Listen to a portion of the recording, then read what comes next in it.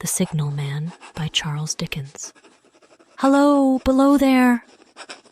When he heard a voice thus calling to him, he was standing at the door of his box, with a flag in his hand furled round its short pole. One would have thought, considering the nature of the ground, that he could not have doubted from what quarter the voice came. But instead of looking up to where I stood on the top of the steep cutting nearly over his head, he turned himself about and looked down the line. There was something remarkable in his manner of doing so, though I could not have said for my life what.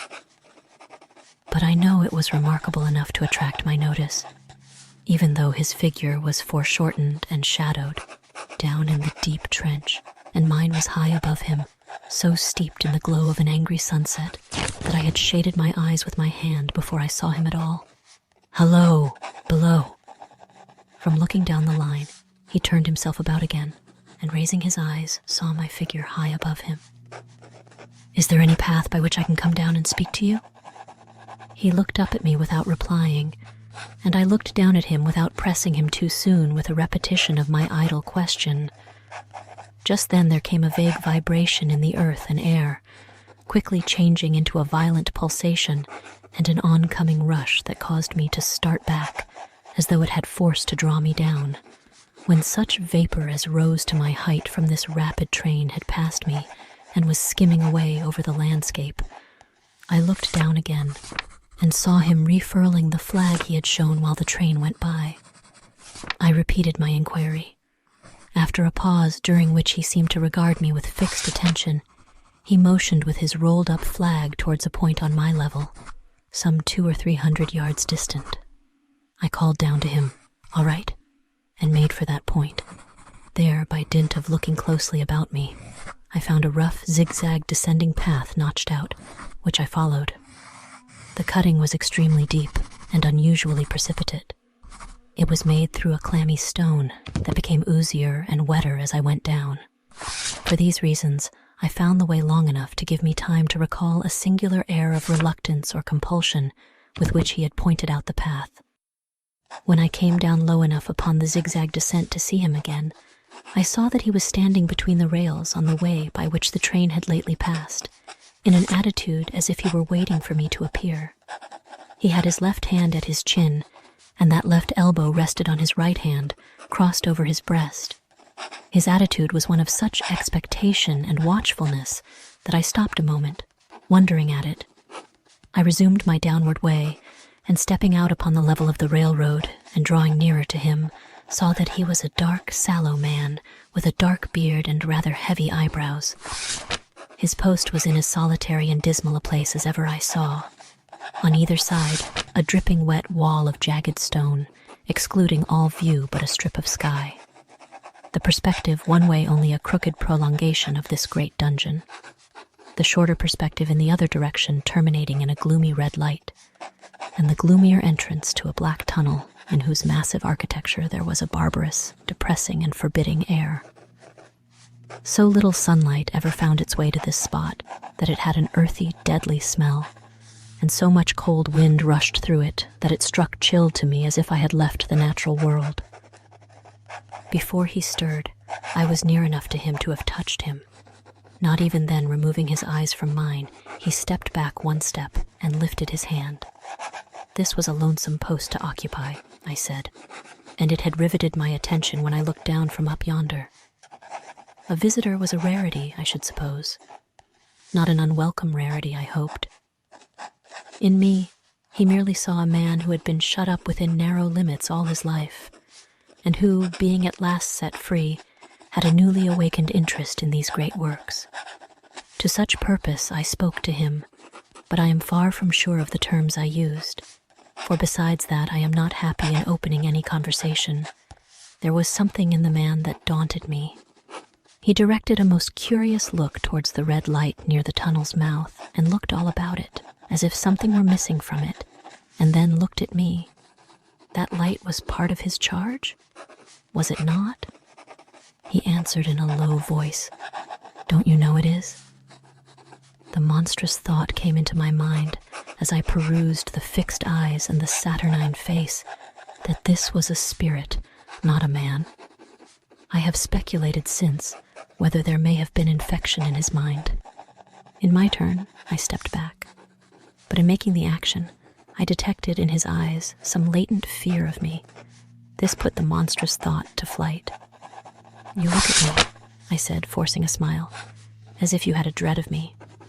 "I was doubtful," he returned, "whether I had seen you before." "Where?" He pointed to the red light he had looked at. "There," I said. Intently watchful of me, he replied, but without sound, "Yes. My good fellow, what should I do there? However, be that as it may, I never was there. You may swear." "I think I may," he rejoined. "Yes, I am sure I may." His manner cleared like my own. He replied to my remarks with readiness and in well-chosen words. Had he much to do there? Yes, that was to say, he had enough responsibility to bear, but exactness and watchfulness were what was required of him, and of actual work, manual labor, he had next to none. To change that signal, to trim those lights, and to turn this iron handle now and then, was all he had to do under that head. Regarding those many long and lonely hours of which I seemed to make so much, he could only say that the routine of his life had shaped itself into that form, and he had grown used to it. He had taught himself a language down here, if only to know it by sight, and to have formed his own crude ideas of its pronunciation could be called learning it. He had also worked at fractions and decimals, and tried a little algebra, but he was, and had been as a boy, a poor hand at figures. Was it necessary for him when on duty always to remain in that channel of damp air? And could he never rise into the sunshine from between those high stone walls? Why, that depended upon times and circumstances. Under some conditions there would be less upon the line than under others, and the same held good as to certain hours of the day and night. In bright weather, he did choose occasions for getting a little above these lower shadows, but, being at all times liable to be called by his electric bell, and at such times listening for it with redoubled anxiety, the relief was less than I would suppose. He took me into his box, where there was a fire, a desk for an official book in which he had to make certain entries, a telegraphic instrument with its dial, face, and needles, and the little bell of which he had spoken. On my trusting that he would excuse the remark that he had been well educated, and, I hoped I might say without offense, perhaps educated above that station, he observed that instances of slight incongruity in such wise would rarely be found wanting among large bodies of men, that he had heard it was so in workhouses, in the police force, even in that last desperate resource, the army, and that he knew it was so, more or less, in any great railway staff. He had been, when young, if I could believe it, sitting in that hut, he scarcely could, a student of natural philosophy, and had attended lectures, but he had run wild, misused his opportunities, gone down, and never risen again. He had no complaint to offer about that. He had made his bed, and he lay upon it. It was far too late to make another. "All that I have here condensed," he said in a quiet manner, with his grave dark regards divided between me and the fire. He threw in the word, "Sir," from time to time, and especially when he referred to his youth, as though to request me to understand that he claimed to be nothing but what I found him. He was several times interrupted by the little bell, and had to read off messages and send replies. Once he had to stand without the door and display a flag as a train passed, and make some verbal communication to the driver. In the discharge of his duties, I observed him to be remarkably exact and vigilant, breaking off his discourse at a syllable, and remaining silent until what he had to do was done. In a word, I should have set this man down as one of the safest of men to be employed in that capacity. But for the circumstance that while he was speaking to me, he twice broke off with a fallen color, turned his face towards the little bell when it did not ring, opened the door of the hut, which was kept shut to exclude the unhealthy damp, and looked out towards the red light near the mouth of the tunnel. On both of those occasions, he came back to the fire with the inexplicable air upon him which I had remarked without being able to define when we were so far asunder. said I when I rose to leave him. "You almost make me think that I have met with a contented man." I am afraid I must acknowledge that I said it to lead him on. "I believe I used to be so," he rejoined in the low voice in which he had first spoken. "But I am troubled, sir, I am troubled." He would have recalled the words if he could. He had said them, however, and I took them up quickly. "With what? What is your trouble?" "It is very difficult to impart, sir. It is very, very difficult to speak of. If ever you make me another visit, I will try to tell you." "But I expressly intend to make you another visit. Say, when shall it be?" "I go off early in the morning, and I shall be on again at 10 tomorrow night, sir." "I will come at 11. He thanked me and went out at the door with me. "I'll show my white light, sir," he said in his peculiar low voice, "till you have found the way up. When you have found it, don't call out, and when you are at the top, don't call out." His manner seemed to make the place strike colder to me, but I said no more than, "Very well.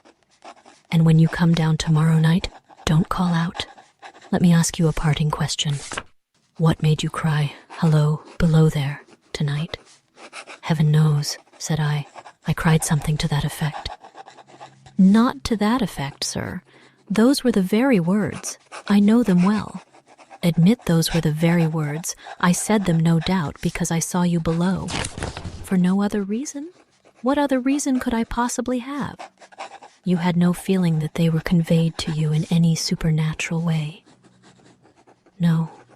He wished me good night and held up his light.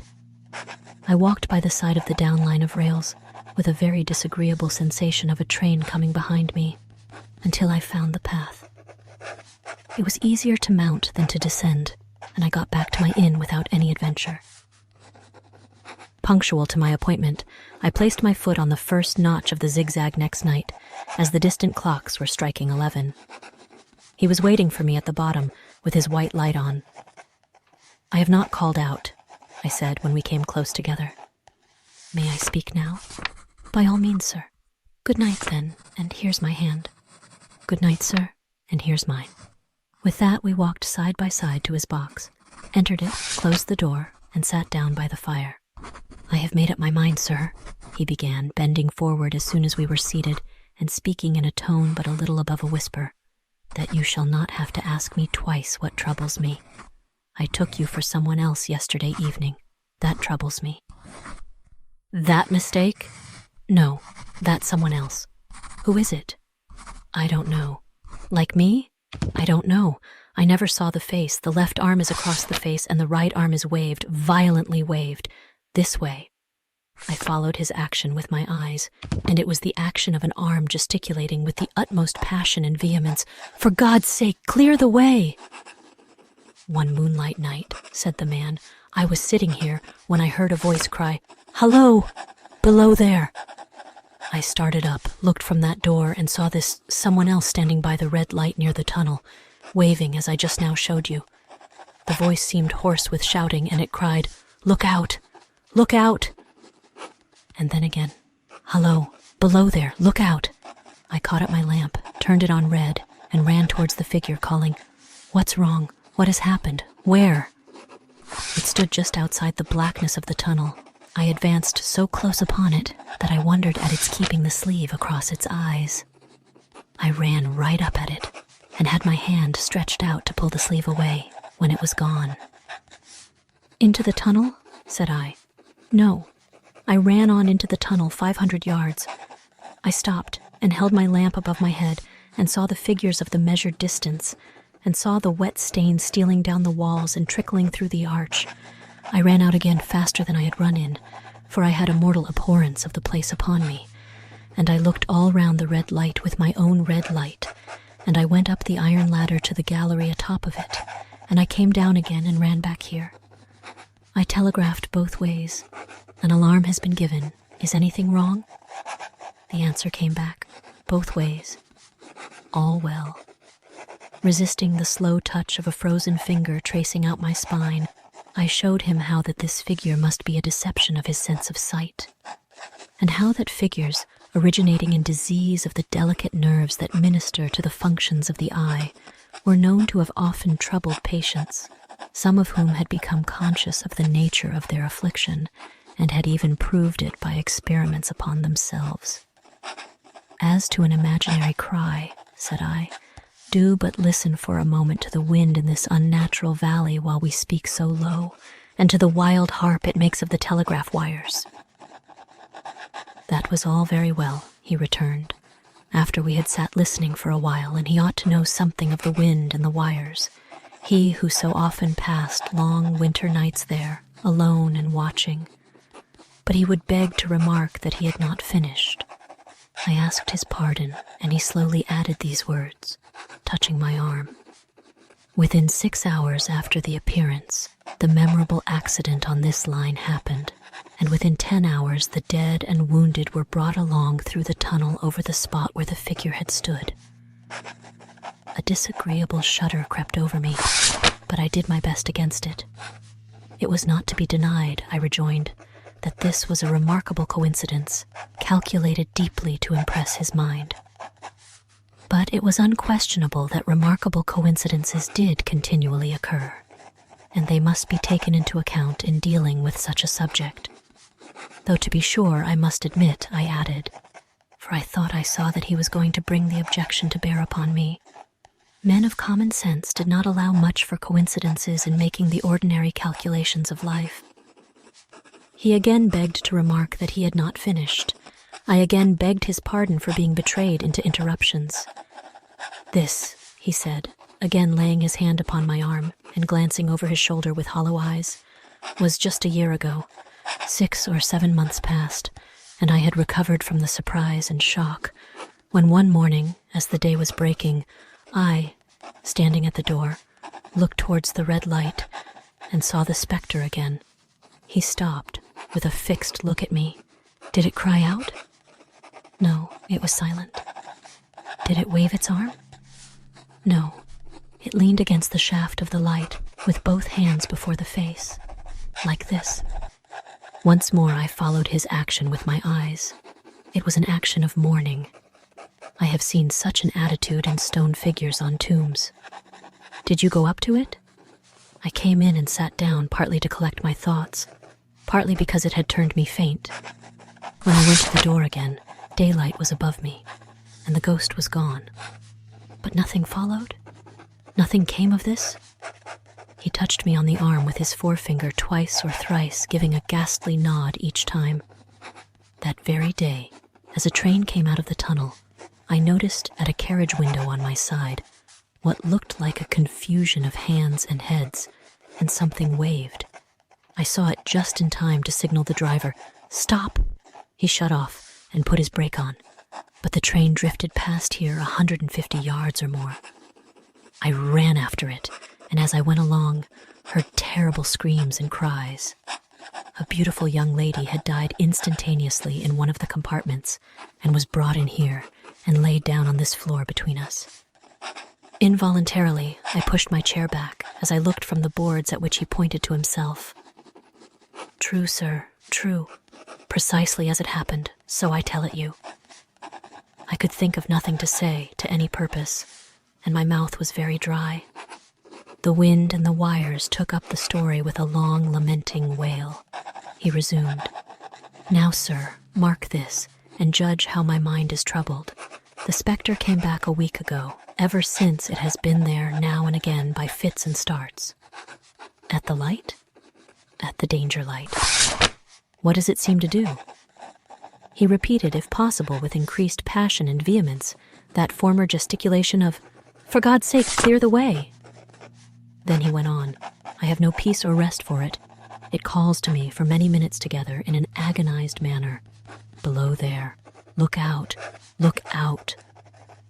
It stands waving to me. It rings my little bell." I caught at that. "Did it ring your bell yesterday evening when I was here and you went to the door?" "Twice." "Why, see," said I, "how your imagination misleads you.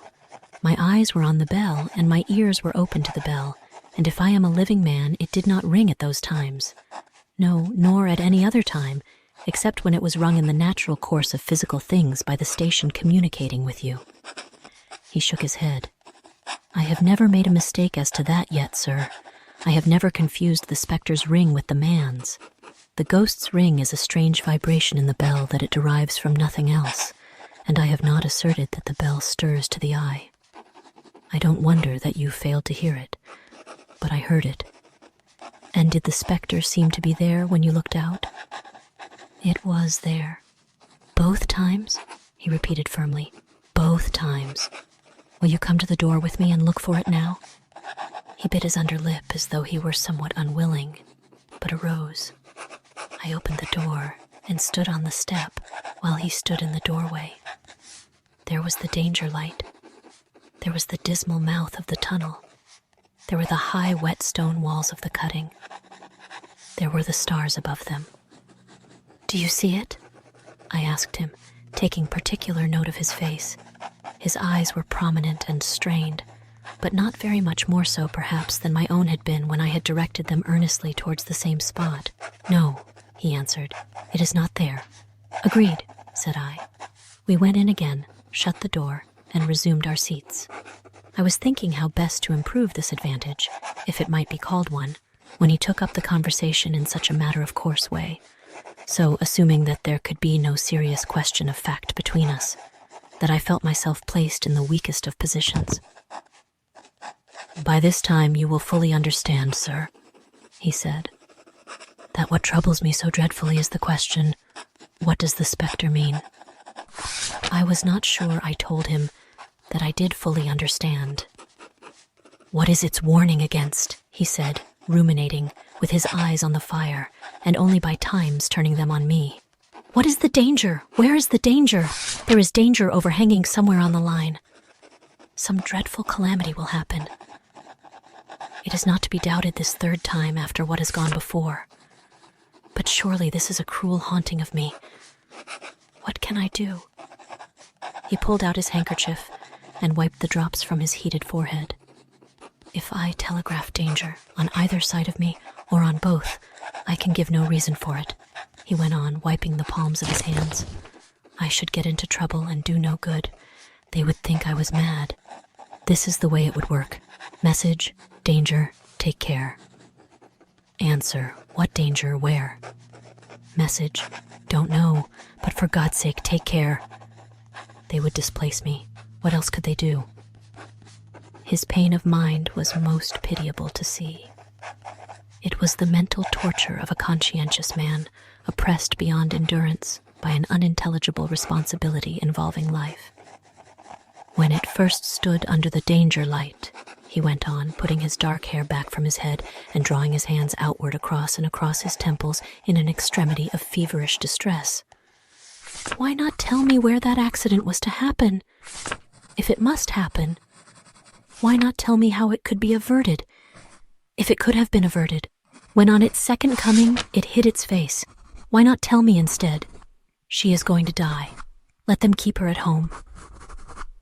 If it came on those two occasions, only to show me that its warnings were true, and so to prepare me for the third, why not warn me plainly now? And I, Lord help me, a mere poor signalman on this solitary station, why not go to somebody with credit to be believed and power to act? When I saw him in this state, I saw that for the poor man's sake, as well as for the public safety, what I had to do for the time was to compose his mind. Therefore, setting aside all question of reality or unreality between us, I represented to him that whoever thoroughly discharged his duty must do well, and that at least it was his comfort that he understood his duty, though he did not understand these confounding appearances.